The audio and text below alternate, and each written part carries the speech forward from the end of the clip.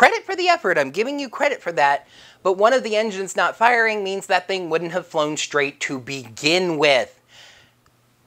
Farts.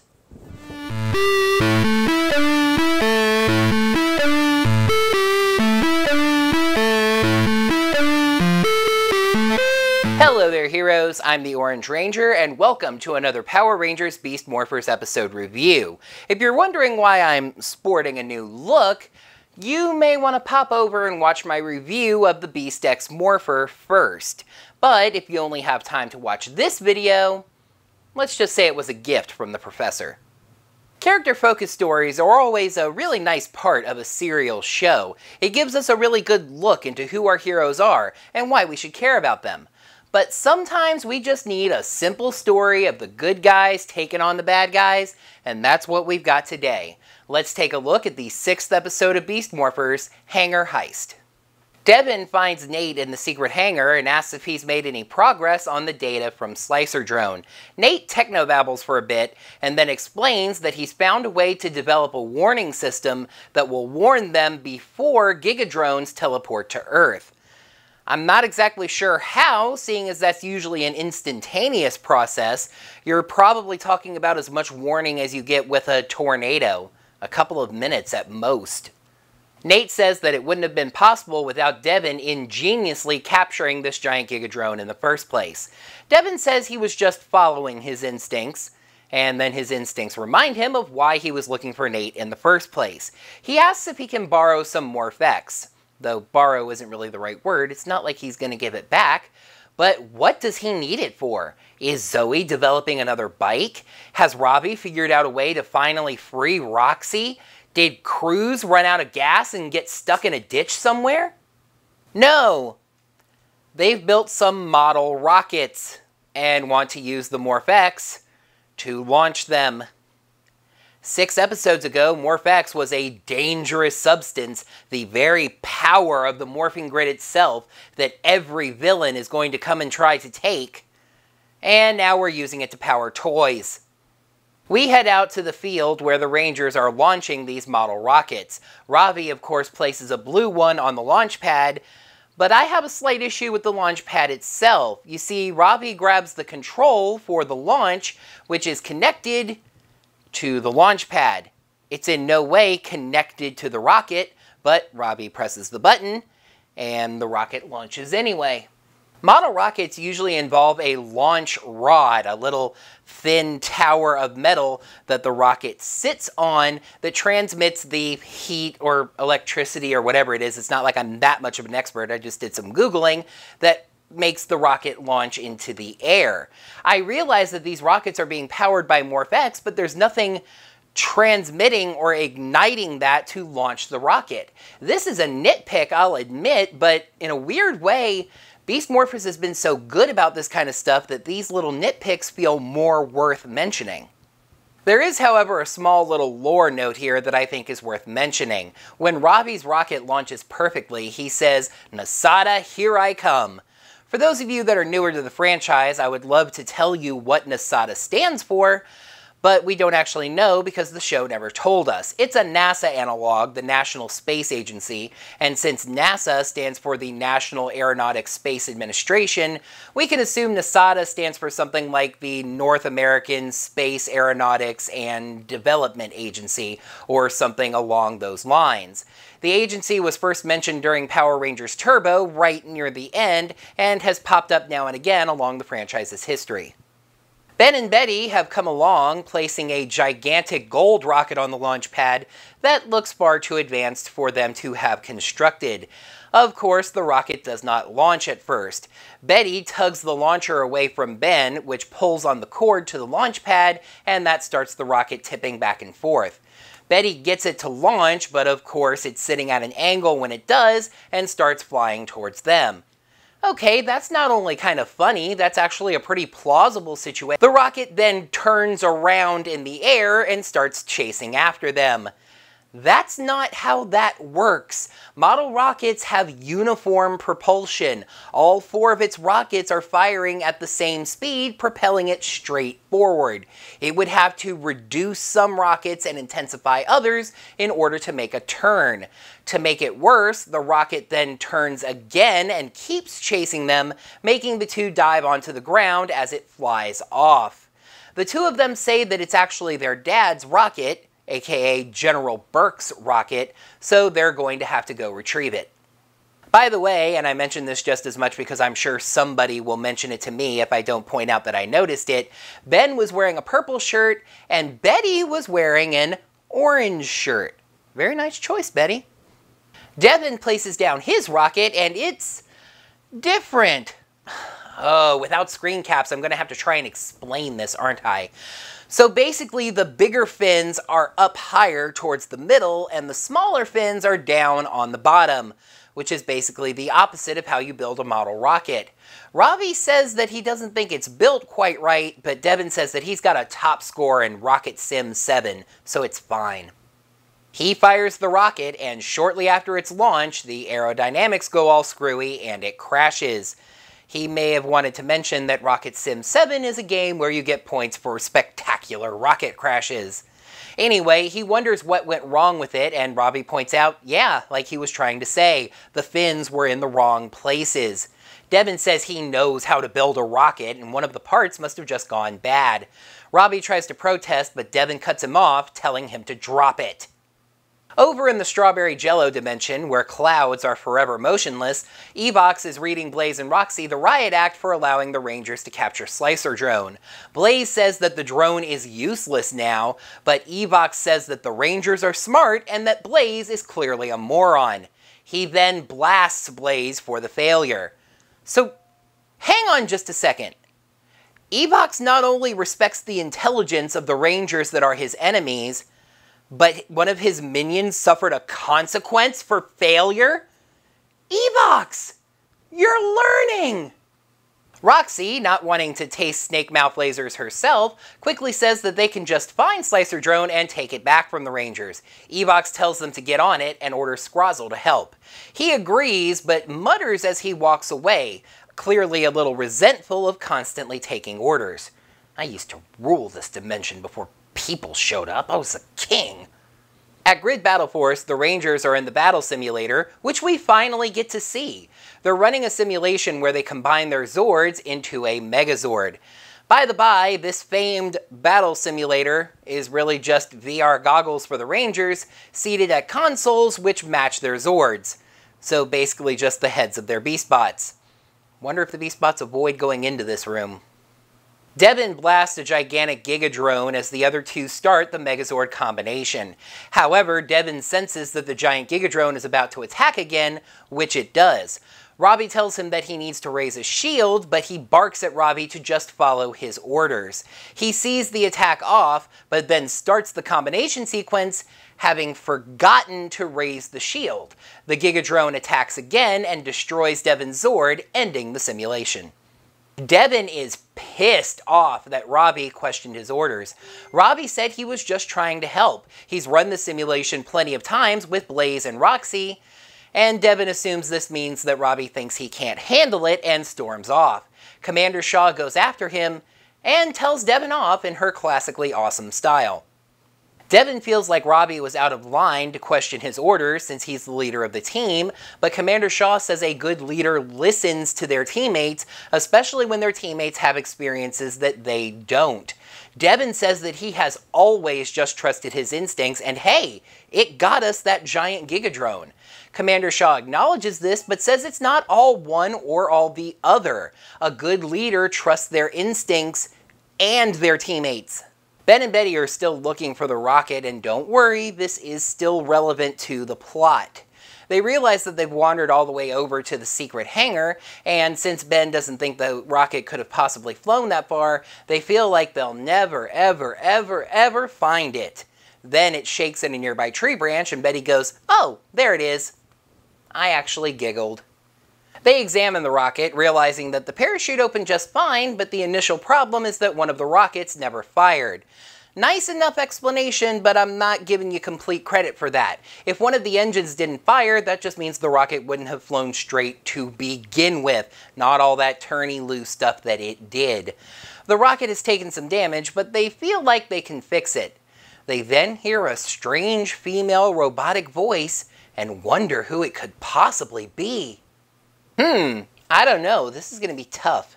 I think we can narrow it down to Barbara Streisand, Canadian weightlifter Christine Gerard, or maybe it's friggin' Roxy, because who else would it be? Roxy realizes that she's found the secret hangar. Apparently Scrozzle already knew about it. Maybe he hacked into a Grid Battle Force camera that was pointed at it. It's out in the middle of the woods, so it wouldn't be the city's cameras, but I don't know. But she's going to need some help getting through the steel door, because apparently a single steel door is too tough of an obstacle for an evil Power Ranger. Scrozzle looks through a pile of scrap that he's apparently been collecting and finds a container of some kind of acid, telling Roxy that he'll make a Robotron out of it. Meanwhile, Ben calls Grid Battle Force and asks Commander Shaw to send the Rangers, because apparently Commander Shaw is the only person capable of contacting the Rangers directly. Nice little touch here. After the commercial break, Roxy calls Scrozzle and says she's still waiting. So often after the commercial break, we pick right back up where we left off, or even worse and more frustratingly to me, back up one or two lines to repeat them over again. In this case, Roxy's literally been waiting 2 minutes for Scrozzle to make this Robotron, and she's getting impatient. Ben and Betty decide to do the smart thing, taking their rocket and leaving. However, Roxy spots them, since they were just trying to sneak through the open part of the field, and shoots at them, which they block with the rocket. This, of course, fires up that last rocket engine, and somehow, 1 engine out of 4 on a model rocket is enough to lift 2 full-grown people into the sky, which will surely lead to hospitalization when they eventually crash land. The Robotron shows up, and his name is Meltatron. I get that Meltatron is a double T, which can be kind of hard to say, but what about Meltertron? Anyway, he melts the door. Devin shows up on Cruz, telling him to wait there, a convenient excuse to not have to show the bike transforming back into Cruz, but it's still nice that they established it. And the other 2 Rangers show up in an SUV, which comes in from the opposite direction of Devin. Anyway, Roxy finds Slicer Drone and activates a sequence to refuel the thing. No, stop, time out. Why is this a thing? This is not where the Rangers' Zords are stored, and they aren't even sure that they can form a Megazord yet to store that anywhere. What is the purpose of this hangar, first of all, but more specifically, why does it have a MorphX refueling station in it? It serves no purpose except to be used at this very point in the plot, and I can't think of a single legit reason that they would want to refuel a Gigadrone. So what gives? The Rangers run into the hangar and confront Roxy, who drops a nicely sassy line about Robbie showing up and welcoming him to the party, but he didn't need to bring along his loser friends. Meltatron fires gas at the Rangers, who dive behind a table to avoid it. However, the gas is acidic and the table melts. Roxy says, "That's right, it's meltin' time." Devin says, "No, it's morphin' time." This joke sounds clever on its surface, but really doesn't work because it's actually redundant. Roxy was clearly already playing on its morphin' time, so Devin just saying it right back to her, even if it's part of their morphing call, just makes it seem like a, yeah, that's the joke moment. And I know it seems like I'm pointing out a lot of little small details today, but here's another one actually. The morphing sequence includes a random solo shot of Zoe for no discernible reason. The Rangers fight Roxy and Meltatron before Slicer Drone finishes refueling and breaks one of its arms free, firing some missiles at them. Roxy fires cables at the Rangers that tie them up and seals the doors, saying that Slicer Drone is going to fully reboot and destroy the entire place before teleporting away. The main upper hatch closes, and the door the Rangers came through starts to close as well. Devin's instincts aren't giving him any sort of a plan, so Robbie comes up with one. He breaks out of the cables, breaks Devin out of the cables, and throws him through the door just before it closes. Devin is upset, saying there's no way he can help from outside, but Robbie says there's no way he can help from inside. Kinda sounds like a burn, but it's actually not. It's a legitimate plan. This way, Devin can take the Beast Racer Zord, the only Zord they have that is capable of dealing with a Gigadrone by itself, open up the hangar from the top, and deal with Slicer Drone. He tells Devin to just trust him. This is going to work. But there's just a tiny little problem that I have with this premise. Ravi didn't give Devin a choice. He's outside now. This is the only thing he can do. As he leaves, Slicer Drone fully reactivates and starts firing more missiles at the Rangers. Zoe says that the giant robot can't hit them as long as they keep moving. But Meltatron says that he can, because apparently Roxy left him behind to be destroyed in the hangar? That kind of seems like a waste of resources, though I guess they still have a ton of Morph-X from that big score they made earlier. The Rangers basically decide to do both, fighting Meltatron while they keep moving. Meanwhile, Scrozzle seizes the opportunity and decides to teleport in and do a little 5-finger discount shopping. He nabs some important parts, and then sees that robot head that we saw roll by last week. He decides to snag that as well. Uh-oh, that's a little bit of a twist. Robbie wraps up Metaltron's arm, and Zoe blasts it, taking out that acid canister on the arm. Back over in the Strawberry Quick dimension, Scrozzle returns home, telling Roxy that one of the Rangers managed to escape. She panics and orders Scrozzle to make a Gigadrone, and he quickly does so. As Devin starts opening the hangar with his Zord, Meltadrone teleports in. It fires acid at the sword, which breaks. Devin says he has another idea and rushes his Zord in. Meanwhile, Robbie and Zoe use their Beast X cannons to destroy Meltatron, but Slicer Drone fully reboots and starts attacking completely. Devin's idea is to have his Zord grab Meltadrone's arm and spray the acid on the hangar door. It works, and Robbie and Zoe escape, caught by their Zords, which Commander Shaw ordered the Beastbots to once again deploy. They thank Devin for saving them and then get to work. Slicer Drone climbs out, and the Rangers, now dealing with 2 Gigadrones at once for the first time, realize it is time to activate their Megazord. They start the sequence, and a little note here, a positive note, the footage for this was either altered or just completely reshot. As to activate their Megazord, the Rangers press BXMZ, Beast X Megazord. Heroes, welcome to perhaps the very first Power Rangers season to directly establish in canon why monsters or giant robots don't attack the Zords while they're forming their Megazord. As established in the battle simulator sequence, the Racer Zord puts up a shield that protects the Zords as they combine. The 2 drones do attempt to fire on the Zords during the sequence, but the shield protects the Rangers and even deflects one of the missiles right back at them. The Rangers form the Beast X Megazord, and gosh darn would I love to show you a picture of it, but I guess you can just Google it. I will say that I like how it's demonstrated that the Rangers stay in their individual cockpits, but the cockpits themselves are moved up to the top of the Megazord, so all 3 of the Rangers have a good vantage point.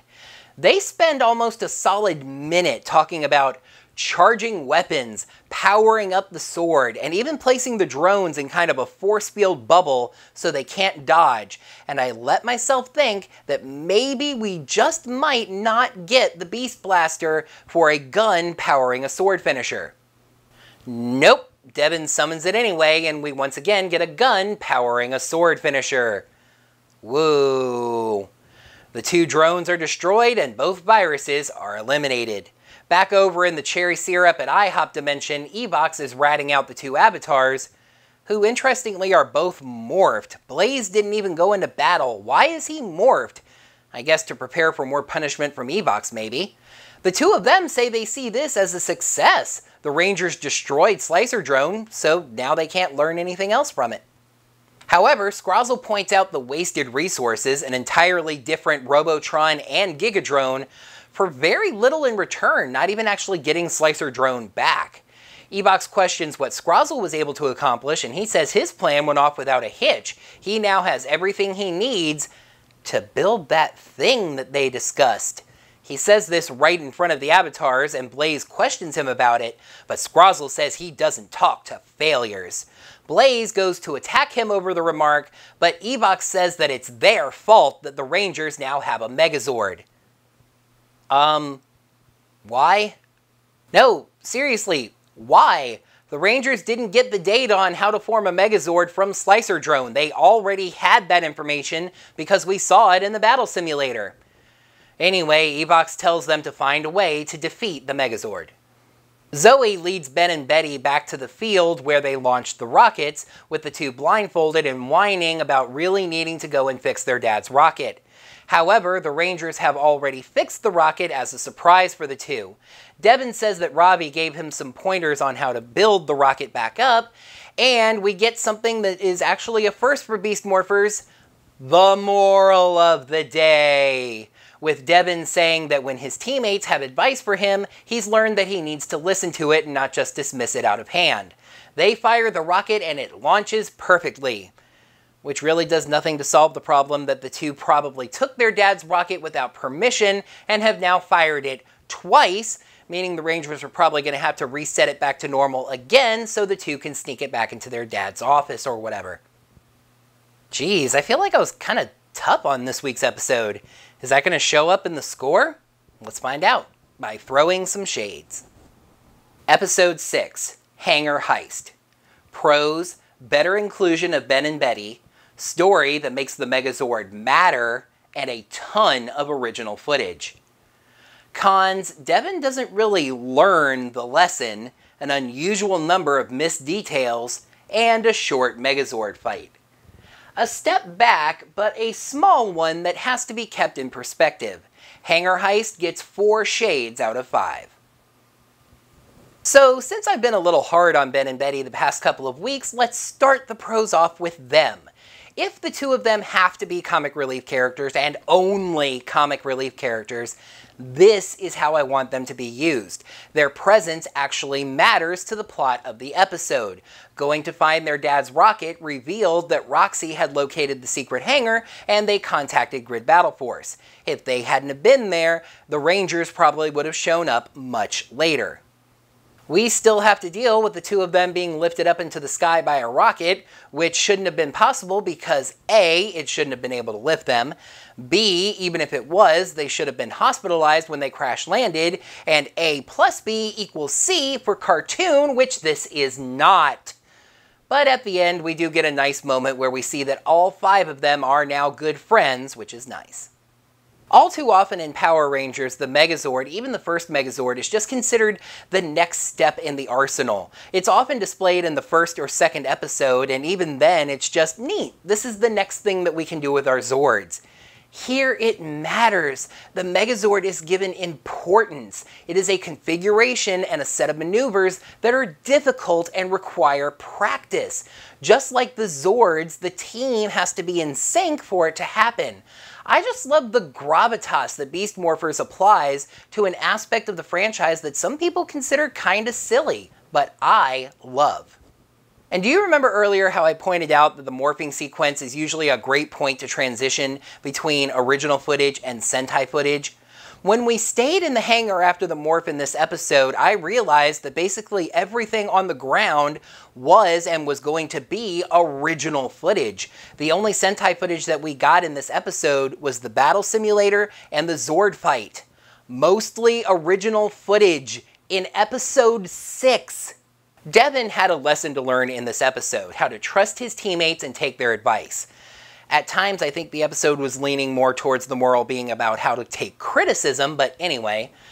The thing is, Devin really never does anything in this episode to directly demonstrate that he's learned the lesson, besides performing the necessary step in creating the Megazord. The lesson was supposedly learned when Robbie tossed Devin out of the hangar to save the day, but again, Devin wasn't given a choice in that. If they'd taken just a very quick second, I realized that they were running out of time, but if they'd taken just a very quick second for Robbie to come up with this plan and suggested to Devin for him to use his super speed to run out and then go handle the Zord situation, Devin would have had to have made the choice to leave or stay. Instead, Robbie just throws Devin out of the hangar and tells him to handle the Zord stuff. He tells Devin to trust him, but what was Devin going to do? Try to break back in? I guess that whole situation working out showed Devin that he can trust his teammates, that sometimes their instincts are right too, especially when he doesn't have any ideas. It just loses a lot of weight when he's not given any choice but to learn the lesson. As I mentioned earlier, the reason why I got kind of nitpicky with this episode is that usually I'm not able to. Beast Morphers has been so good at hitting the fine details, providing those one extra lines of dialogue that explain why something did or didn't happen. But let's go through one of my famed recaps of weirdness. Nate gets really excited about a warning system that would give them a minute or two of warning at most. Nate allows the Rangers to borrow some MorphX to play with model rockets. Said rocket launch pad was not connected to the rockets, but launched the rockets anyway. General Burke's rocket apparently has a guidance system that can chase people back and forth. Ben and Betty hear the female robotic voice of somebody that they know, but can't figure out who it is until they see her. Why can't anyone but the Rangers and Commander Shaw contact the Rangers directly on their communicators? The gold rocket lifts two full-grown people, even if Betty is short, into the sky on one engine. Why is the Secret Ops hangar designed to refuel a Gigadrone? Previously mentioned disconnect of Devin learning the episode's lesson despite not being given a choice to learn that lesson. Why did Roxy leave a useful Robotron behind to be destroyed when MorphX scarcity has been an issue in the past, even if it isn't currently? Why was Blaze morphed when he was meeting Evox at the end of the episode, despite not having gone into battle at any point in the episode? Why does Evox blame Blaze and Roxy for the Rangers being able to form a Megazord? It was just unusual to have this many petty niggles pile up, and as I often said during Ninja Steel, the little complaints build up to something a little bit bigger. Now, none of these were as big as the ones that we got on a regular basis during Ninja Steel, and I will even admit that a couple of these could be explained away in future episodes. It was just weird.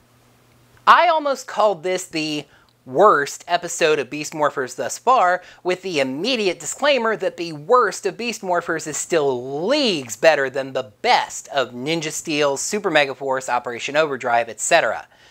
But then I took a little step back. This is at that same 4 level as End of the Road. A few issues here or there, but still pretty entertaining.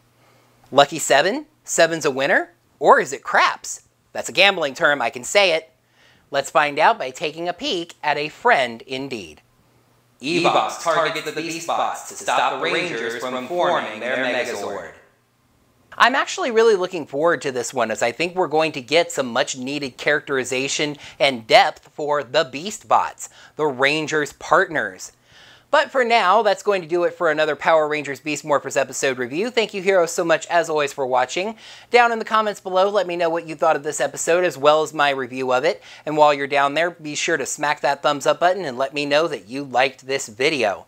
Make sure you're subscribed to the channel to see all of my videos, and ring that bell, get your notifications set up so you will be notified of whenever I post brand new videos like these Power Rangers Beast Morphers episode reviews. And if you're looking to support my channel financially, there are 2 ways that you can do so. Head over to ko-fi.com/OrangeRangerVideos. You can buy me a coffee, which is set at $3 a piece, and I greatly appreciate that. Or head over to digitaltipjar.com/OrangeRangerVid. There you can donate me whatever amount you would like, and I'm grateful for anything that lands inside that little tip jar. Until next time, heroes, may the power protect you. The agency was first seen right during the end of Power Rangers Turbo and has popped up now in... They realized... Meltratron fires gas at them and the Rangers dive. The Rangers run into the hangar and confront Rocky. As he leaves... As Devin leaves, Slicertron fully Slicer Drone. Meanwhile, Scrozzle sees blah, blah, blah. It fires acid at the Zord, which at the we once again get a sword powering us. We still have blah, blah, blah. B, even if it was, I don't know. The Megazord is important. It's yeah. And do you remember earlier how I pointed out that the morphing sequence is obviously... I guess you can argue that that situation working out showed Devin that he can trust their team. Nate allows the other... Oh, I almost said other Rangers. Ooh. Why can't the Rangers and Commanders... Shoot. The previously mentioned disconnect of Devin not learning the lesson of